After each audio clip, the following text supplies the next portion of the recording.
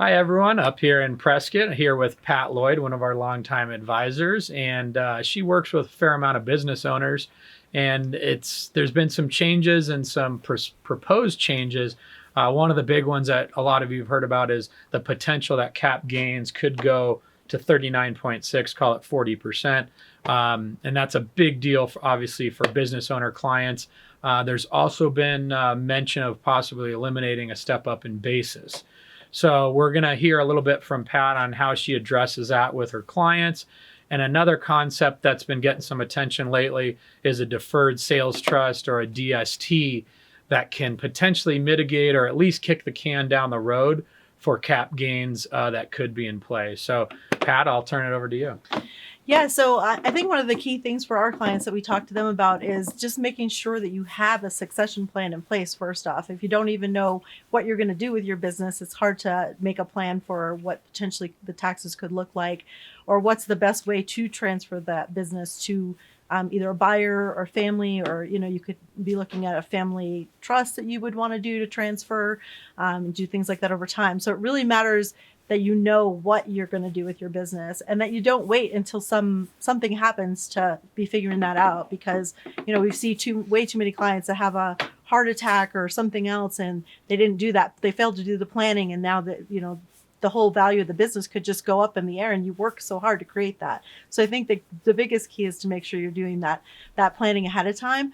But yeah, as we're looking at, the potential changes in taxation, we have to kind of plan for the worst, and we have to plan for the fact that this stuff could go into place, and we could have cap gains rates that are almost 40%, and that we won't get stepped up in basis and other things. So, but there's a lot of things we can put in place now, like the DSTs and other things, that we could plan for the worst, and they'll still work out great even if the worst doesn't happen. Yeah, and I think backing up a little bit to what she was saying about succession planning, that kind of could amplify depending on what happens with the tax code. But if you're forced to pass your business to a child, for example, and there is no step up in basis, without a plan in place, it kind of amplifies everything. So, I think that's it's all kind of interwoven, if you will. And, going back to the DST for a minute, we won't get too deep into it, but we have a lot of specialists on our team that can go deep. But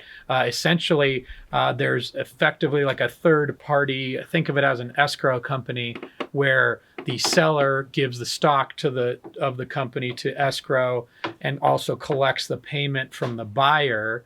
And that money is held in this escrow essentially, and it's distributed on a as needed or a pre-planned basis over time.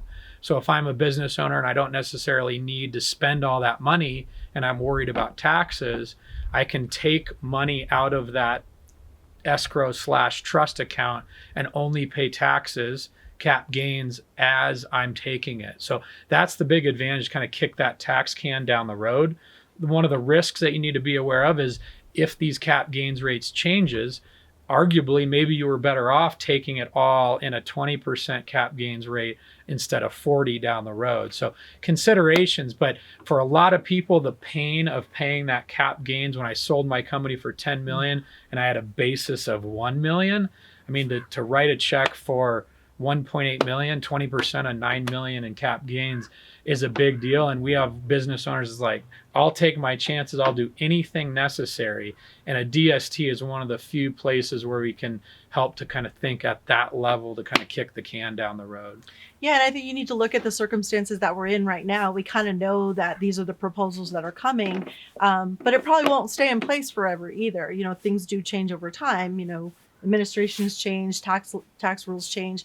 So, you can look at it and say, I might have been better off, but you might not. You might get back down to where we're in a different scenario, and you're back having cap gains down the road when you are pulling money out of the DST again. So I think it's just, the key is to plan and have that flexibility as you're going into either wanting to sell your business or transfer it to family. And I think one more consideration for business owners is just the value of businesses. Despite the pandemic, we've seen business value skyrocket. Corporate profits and small business profits are huge. And compound that with the potential of a state tax exemption going down by $5 or $6 million.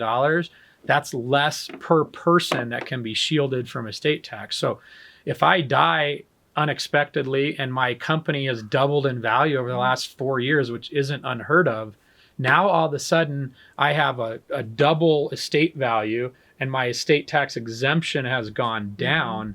Again, we've amplified what could happen with these tax changes. So doing proactive planning with people like Pat and her team and some of the resources we have, it's just, you got to be thinking about some of this stuff, and we're staying ahead of the curve. Absolutely. Time to starts now.